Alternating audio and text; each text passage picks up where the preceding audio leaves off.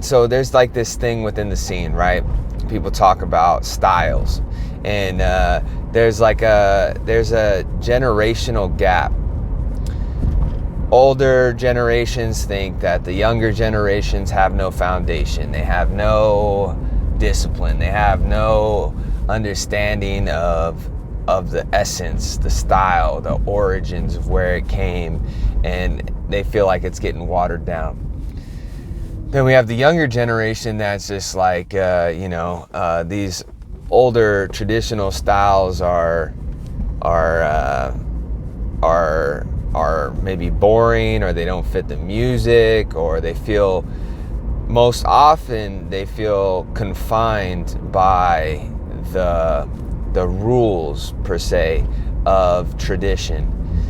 And I just want to say that this is like not just a dance thing. That's what this video is mainly going to be about. This is not a dance issue. These generational differences are something that are experienced in every walk of life. I mean, we all kind of understand, like, okay, we came from our parents, and our parents tried to impose things on us that they felt were good for us. And as kids, we typically rebel, at least in American culture, is like we rebel, and we act against that repression. So all this sort of stuff happens throughout human history. The generation now rebels against the generation before, and there's always some sort of cultural difference between generations, even though they're of the same society. So, also, when it comes to ADHD, and being a part of not only a mass diagnosis of ADHD, that you could argue is correct or incorrect, right? We can talk about how society is more demanding of attention span. We could talk about how there's overdiagnosis possibly, right? Because I don't know, but how people understand things, how things are diagnosed, right? Things are diagnosed through typically the DSM, which is the Diagnostic Statistical Manual. It's a psychology book that has all these things, these boxes that psychologists check. Boxes as in, okay, do you fit this description of this disorder? And so how do our, even further in diagnosis, is like, okay, what is making somebody even make this a disorder, or make this a mental illness? Like, who is coming up with these boundaries, and why are they written in certain ways? And now the real skeptic and conspiracy theorist in me, it's not really a conspiracy as all conspiracy theorists would say, but these lines are drawn, not that there's not mental illness or there's dysfunction within people, but the fact is that these lines are drawn, and sometimes because of health insurance, because of money, because, okay, we have this drug that can treat this thing, this neurochemical in the brain, to treat this so-called mental illness. But we're going to draw the line in the sand here, because actually we'll probably get 100,000 more prescriptions per year, because it says this person has this description of their action, right? So like, distracted in having trouble focusing for more than 1 minute versus having trouble focusing for 3 minutes. Like, okay, in working memory, if we have short-term memory, we're going to give you a test, and we're going to go, okay, if you can remember these 5 numbers for 1 minute versus can you remember these 5 numbers for 5 minutes? Well, if we make the fact that you fit the 1 minute category, then we're going to prescribe like if you don't reach the 5 minutes of remembering those 5 numbers, well, you probably have a certain level of ADD or ADHD, whatever you want to call it. But we're going to prescribe you Ritalin now, right? So there's a lot of money to be made in these things. So a lot of this DSM, this book, does not really allow for nuance as much as we would like. This going to say, back to my point about how this all relates to street dance, is I've been listening to this guy. If you guys know him, his name is Huberman. He's part of Stanford, but he's a professor there, and he talks about how ADHD people have when they're not passionate towards something, they have an inability to focus. And now we can all say that. Oh man, I struggle, man. I really struggle with keeping attention when I'm not interested. Well, yeah, that's kind of natural, right?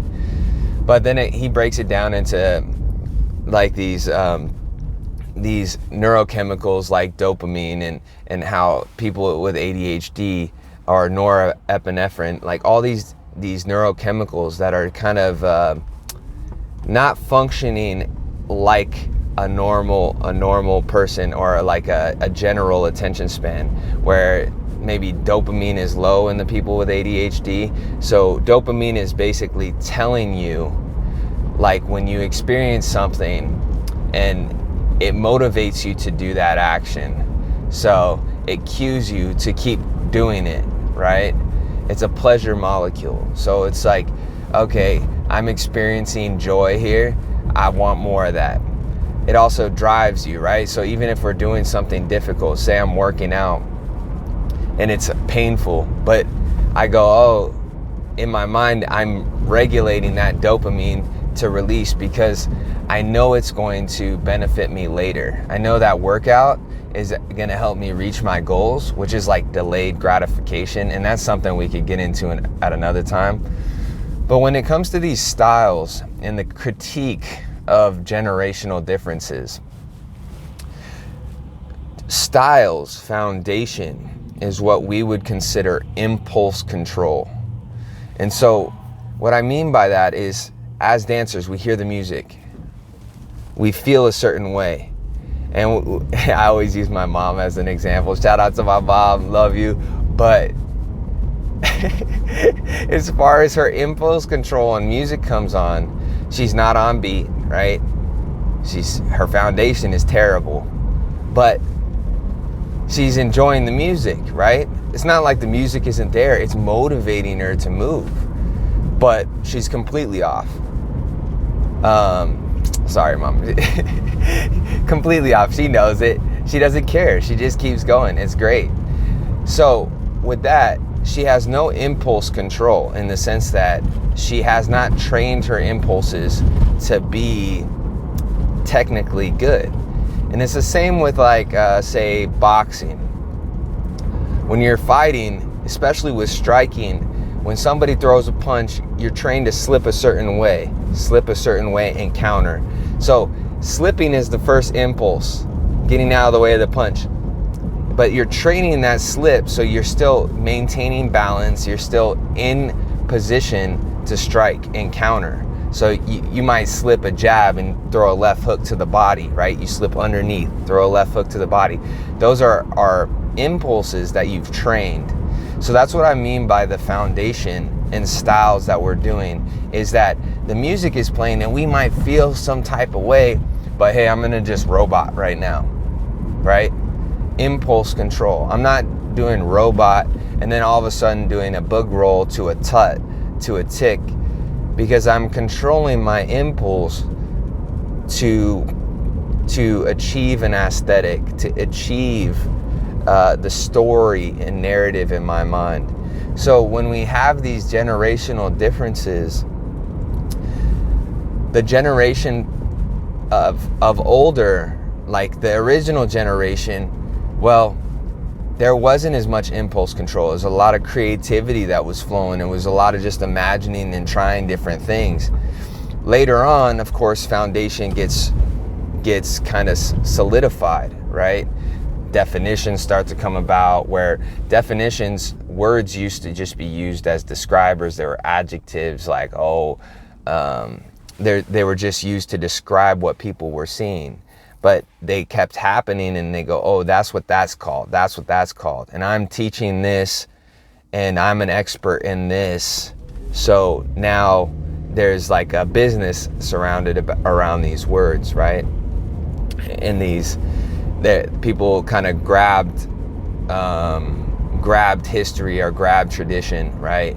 And kind of solidified the narrative. So when we talk about people's experiences within these styles, it's a lot of impulse control. And so when I mean this is not just a dance issue, this is a human issue. In the time that we're in the technological time with social media, we're infinitely distractible. And so it's not just a dance thing, it's a human problem right now, is that we all basically have ADHD to some extent. And that's something that we're seeing reflect in the dance world as well. So I'm gonna have to stop this and restart another video. Hold on.